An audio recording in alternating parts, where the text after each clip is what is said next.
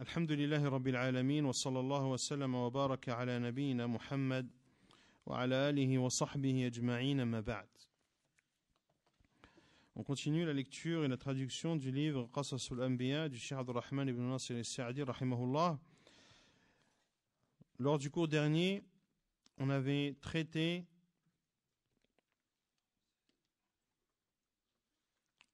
de ce qui a eu lieu lors de la 4e et la 5e année de l'Hégire, notamment la bataille de Al-Khandaq, qui est appelée également la bataille de Al-Ahzab. Puis, Cheikh Sa'di rahimahullah cite ce qui a lieu lors de la 6e année de l'Hégire. ثم في سنة 6 من الهجرة اعتمر صلى الله عليه وسلم وأصحابه عمرة الحديبية وكان البيت لا يصد عنه أحد فعزم المشركون على صد النبي صلى الله عليه وسلم عنه. Puis, lors de la 6e année de l'Hégire, le prophète sallallahu alayhi wa sallam a voulu accomplir la Umrah, lui et ses compagnons radiyallahu anhum, qui est appelée Umrat al-Hudaybiyah. Et à l'époque, personne ne pouvait être refoulé de la Kaaba. Et lorsque les polythéistes ont eu connaissance que le prophète sallallahu alayhi wa sallam voulait se rendre avec ses compagnons à la Mecque, ils ont pris la résolution et la décision de repousser le prophète sallallahu alayhi wa sallam. ولما بلغ الحديبية ورأى المشركين قد أخذتهم الحمية الجاهلية جازمين على القتال دخل معهم في صلح لحقن الدماء في بيت الله الحرام ولما في ذلك من المصالح وصار الصلح على أن يرجع النبي صلى الله عليه وسلم عامه هذا ولا يدخل البيت ويكون القضاء من العام المقبل وتضع الحرب أوزارها بينهم 10 سنين. فكره جمهور المسلمين هذا الصلح حين توهموا أن فيه غضاضة على المسلمين ولم يطلعوا على ما فيه من المصالح الكثيرة. فرجع صلى الله عليه وسلم عامه ذلك وقضى هذه العمرة في عام 7 من الهجرة. فأنزل الله في هذه القضية سورة الفتح بأكملها إنا فتحنا لك فتحا مبينا. فكان هذا الفتح لما فيه من الصلح الذي تمكن فيه المسلمون من الدعوة إلى الإسلام ودخول الناس في دين الله حين شاهدوا ما فيه من الخير والصلاح والنور. Et lorsque le prophète sallallahu alayhi wa sallam, en partant de Médine, est arrivé à Al-Hudaybiyah, et lorsqu'il a vu que les polythéistes étaient résolus à combattre le prophète sallallahu alayhi wa sallam, eh bien, il a décidé de conclure un pacte avec eux afin de préserver le sang des musulmans dans l'enceinte de la maison sacrée d'Allah. Et également car il y a derrière ce pacte de nombreux bénéfices. Et l'accord a été conclu entre le prophète sallallahu alayhi wa sallam et les polythéistes pour que le prophète sallallahu alayhi wa sallam n'accomplisse pas cette umrah, cette 6e année, mais qu'il l'accomplirait l'année suivante. Et ils se sont mis d'accord également qu'il n'y aurait plus de guerre entre eux pendant 10 années. La plupart des musulmans n'ont pas accepté et ont détesté cet accord, car ils ont pensé que c'était une humiliation pour les musulmans. Ils n'ont pas réalisé les bienfaits nombreux qui découlaient de ce pacte de l'Hudaybiyah. Le prophète sallallahu alayhi wa sallam est revenu l'année suivante pour accomplir cette umrah en l'an 7 de l'Hégire, et Allah Azza wa Jalla a révélé concernant tous ces faits qui ont eu lieu à Al-Hudaybiyah, l'ensemble de Surat Al-Fath, Surat le triomphe ou la victoire. Inna fatahna laka fathan mubina. Nous t'avons donné un triomphe manifeste. Et a découlé de ce triomphe du prophète sallallahu alayhi wa sallam de nombreux bienfaits. Notamment les musulmans ont eu la possibilité d'appeler à l'islam et les gens ont embrassé la religion d'Allah subhanahu wa ta'ala en grand nombre lorsqu'ils ont constaté le bien et la réforme que cette religion apportait. Donc ici, Cheikh Saadi rahimahullah, dans ce livre qui se veut résumé, bien sûr, ne cite pas tous les détails qui ont lieu durant le pacte de l'Hudaybiyah, ceci car le livre de Cheikh Saadi se veut court et concis. Et pour donner un peu plus de détails sur ce qui s'est passé en cette année 6 de l'Hégire, le prophète alayhi salatu wassalam est où? À la Mecque ou à Médine? À Médine. Il a fait la hijra et la bataille de Al-Ahzab s'est terminée. Et le prophète alayhi salatu wassalam a vu en rêve que les musulmans allaient entrer à la Mecque, les cheveux rasés, en étant en sécurité. Et le prophète alayhi salatu wassalam a informé les croyants de cette bonne nouvelle. Il leur a annoncé cette nouvelle qu'ils allaient entrer à la Mecque, les cheveux rasés. Et quand on dit les cheveux rasés, c'est que les rites sont terminés. Que les rites sont terminés. Et qu'ils allaient être en sécurité.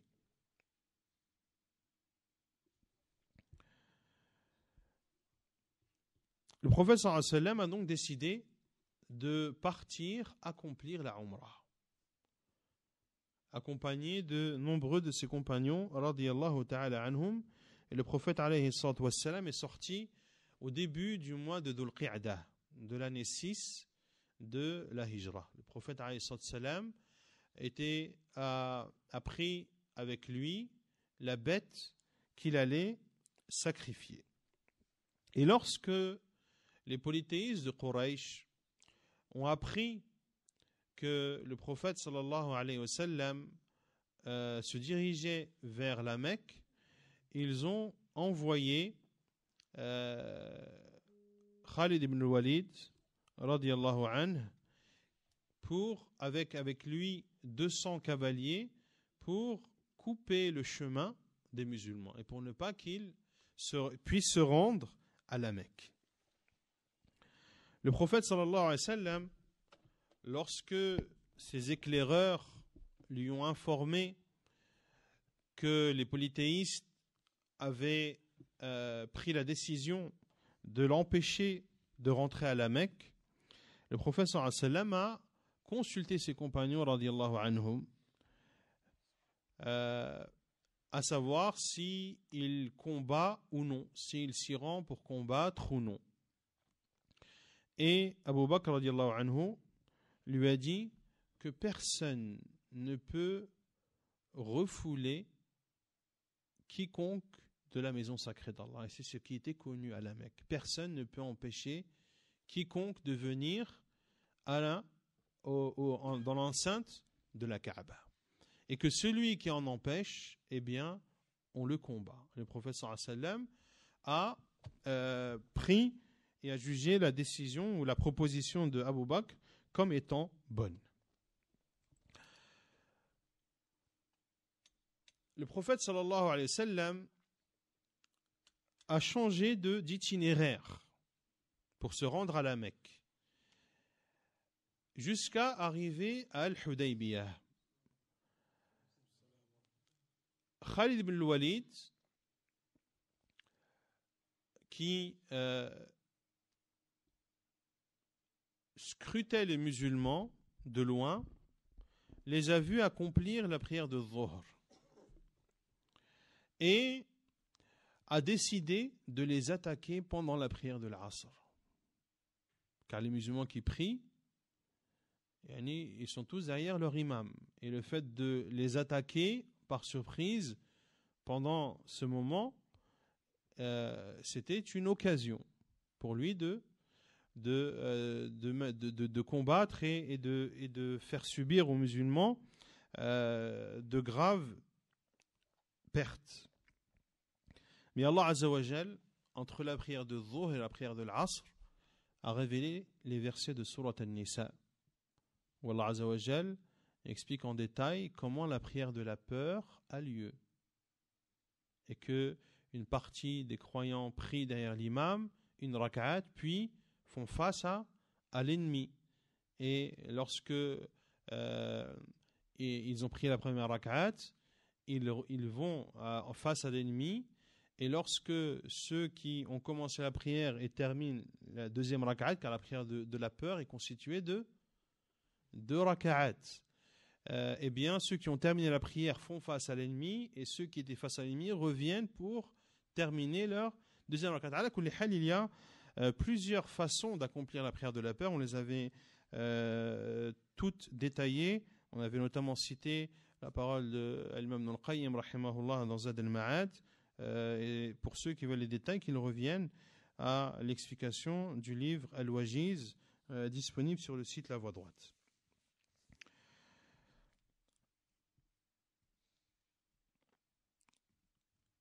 Puis, les polythéistes ont envoyé des émissaires pour engager le dialogue avec le prophète sallallahu alayhi wa sallam. Et le prophète alayhi salatu wa sallam, sa réponse était toujours la même, que nous nous rendons à la Mecque non pas pour combattre, mais pour accomplir la Umrah. Et quiconque nous empêchera de le faire, nous le combattrons. C'était le message que le prophète sallallahu alayhi wa sallam donnait à l'ensemble des émissaires envoyés par Quraysh. Ils en ont envoyé plusieurs, jusqu'à envoyer Urwa Ibn Mas'ud al-Thaqafi, qui a essayé de dissuader le prophète sallallahu alayhi wa sallam en lui disant que s'il y avait un combat, que ses compagnons allaient le délaisser et qu'ils allaient l'abandonner. Abu Bakr radiallahu anhu s'est énervé, il lui a répondu avec force. Urwa, qui manquait de respect envers le prophète sallallahu alayhi wa sallam, car lorsqu'il lui parlait, il touchait sa barbe. Et Al-Mughira ibn Shu'bah le tapait avec la poignée de son épée en lui disant « Laisse la barbe du prophète sallallahu alayhi wa sallam ». Et lorsqu'il est revenu vers Quraysh pour leur faire le rapport de ce qui a lieu, c'est là où il leur a dit qu'il n'a jamais vu, qu'il a vu énormément de rois et de gouverneurs, mais qu'il n'a jamais vu une chose comme celle-ci. Les compagnons du prophète sallallahu alayhi wa sallam qui ont un respect immense envers le prophète sallallahu alayhi wa sallam. Il n'y a pas un crachat que le prophète sallallahu alayhi wa sallam fait sans qu'il n'atterrisse dans la main d'un des compagnons radiyallahu anhu qui essuyait avec son visage. Il s'entretuait presque pour récupérer les restes des eaux de l'eau de l'ablution du prophète sallallahu alayhi wa sallam. Et lorsqu'il leur parle, ils sont toutes têtes baissées, toutes oui, en écoutant attentivement les recommandations et les ordres du prophète sallallahu alayhi wa sallam. Et lorsque Quraysh on leur a apporté que les compagnons du prophète sallallahu alayhi wa sallam étaient ainsi, ils savaient que c'était des hommes fidèles et que s'il y avait combat, eh bien que le combat risquait d'être difficile. Le prophète sallallahu alayhi wa sallam a ensuite envoyé Uthman ibn Affan comme émissaire chez Quraysh. Ils ont essayé d'amadouer Uthman radiyallahu anhu en lui disant tu peux faire le tawaf si tu veux. Et Uthman radiyallahu anhu a refusé, a dit non, je ne vais pas faire le tawaf autour de la Kaaba alors que vous l'empêchez au prophète sallallahu alayhi wa sallam.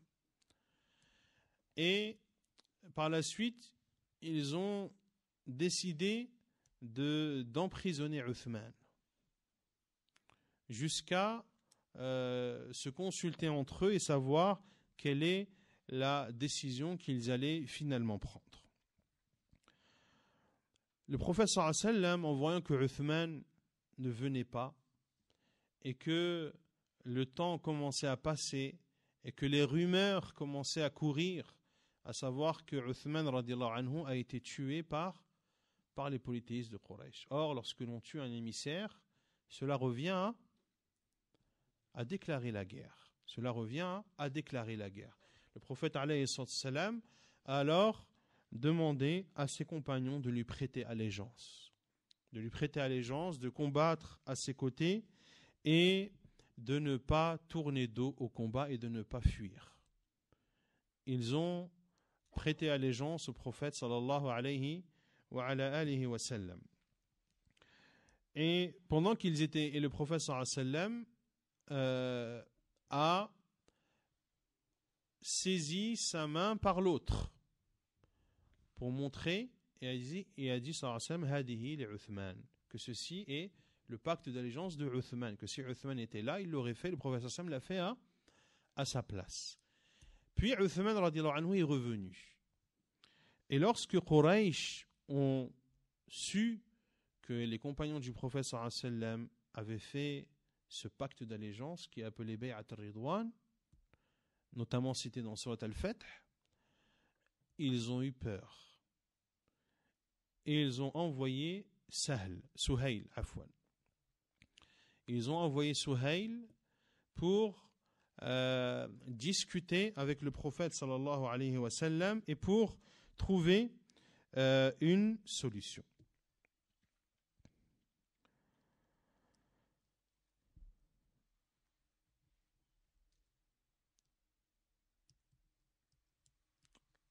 Suhail ibn Amr, lorsqu'il est venu vers le prophète sallallahu alayhi wa sallam, se sont mis d'accord sur différents points. Le premier est que le prophète sallallahu alayhi wa sallam ne rentre pas à la Mecque cette année-là, qu'il doit retourner à Médine et qu'il pourra rentrer à la Mecque pendant 3 jours l'année suivante. Également, qu'il n'y ait pas de combat entre eux pendant 10 années. Et le pacte de l'Hudaybiyah également comportait que celui qui voulait être sous l'égide de Muhammad en avait le droit, et celui qui voulait être sous l'égide de Quraysh en avait le droit. Également, parmi les accords qu'il y a eu, et que si, après ce pacte, un musulman quitte la Mecque pour se réfugier à Médine, que les musulmans doivent le rendre aux polythéistes. Et que si un musulman quitte Médine pour aller à la Mecque, se réfugier auprès des polythéistes, que les polythéistes n'aient pas l'obligation de le rendre aux musulmans. Vous avez compris ou pas? Également, parmi les accords,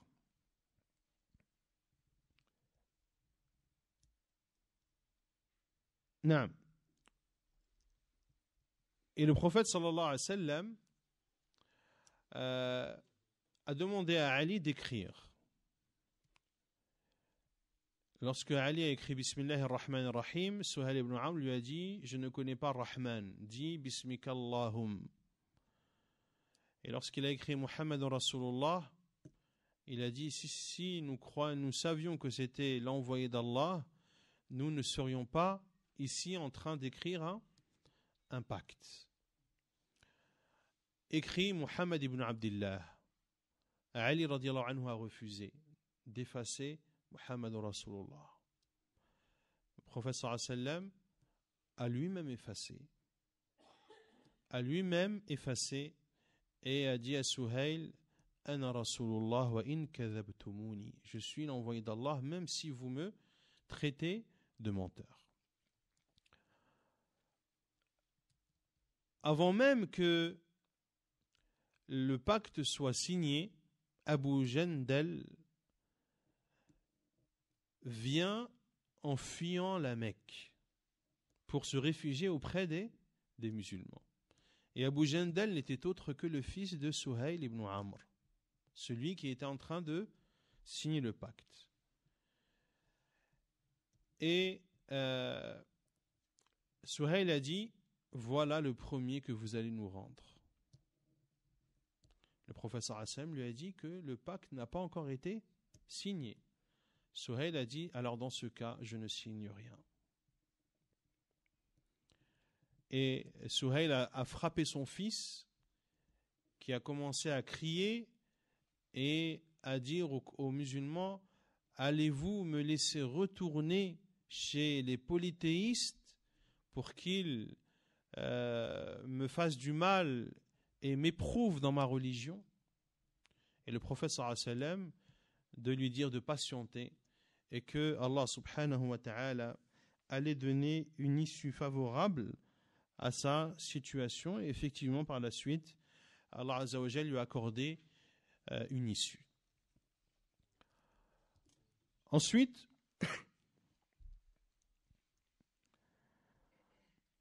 le prophète sallallahu alayhi wa sallam a ordonné à ses compagnons de se désacraliser et que chacun sacrifie la bête qu'il avait avec lui. Beaucoup de musulmans ont eu du mal à accepter ce sulh de l'Hudaybiyah, cet accord de l'Hudaybiyah, car ils ont considéré que c'était une humiliation pour les musulmans. Omar radiyallahu anhu est venu voir le prophète sallallahu alayhi wa sallam, leur a dit, ne sommes-nous pas dans la vérité et eux dans l'erreur? Il a dit oui. Ceux qui sont tués parmi nous, ne sont-ils pas au paradis et les leurs en enfer? Le prophète sallallahu alayhi wa sallam a dit oui. Et Omar radiyallahu anhu a dit, pourquoi alors nous infliger une humiliation dans notre religion? Et le prophète sallallahu alayhi wa sallam de lui dire qu'il est l'envoyé d'Allah et qu'Allah azza wa jal allait accorder une issue favorable et allait donner un bien immense à travers ce pacte de Al-Hudaybiyah. Et effectivement, Allah azza wa jal l'a appelé Fath, inna fatahna laka fathan mubina. Nous t'avons accordé un triomphe manifeste alors que le prophète sallallahu alayhi wa sallam n'a pas combattu. Et Omar est parti voir Abu Bakr, qui lui a dit exactement la même chose que le prophète sallallahu alayhi wa ala alihi wa sallam. Puis, lorsque les compagnons n'ont pas voulu obéir sur le champ au prophète sallallahu alayhi wa sallam, cela a attristé le prophète sallallahu alayhi wa sallam. Et il a demandé conseil à son épouse Salama radiyallahu anha, qui a suggéré au prophète sallallahu alayhi wa sallam de sortir et de sacrifier sa bête devant eux et de se raser la tête devant eux. Et que s'ils faisaient cela, ils allaient tous le suivre et le faire. Et effectivement, c'est ce que le prophète sallallahu alayhi wa sallam a fait et c'est ce que ses compagnons ont fait par la suite. Puis le prophète sallallahu alayhi wa sallam est retourné à Médine. Et pendant cette période, Abu Basir s'est sauvé de la Mecque pour aller se réfugier à Médine. Les polythéistes de Quraysh ont envoyé deux hommes pour aller demander au prophète sallallahu alayhi wa sallam de leur rendre, conformément au pacte qu'il y avait entre eux.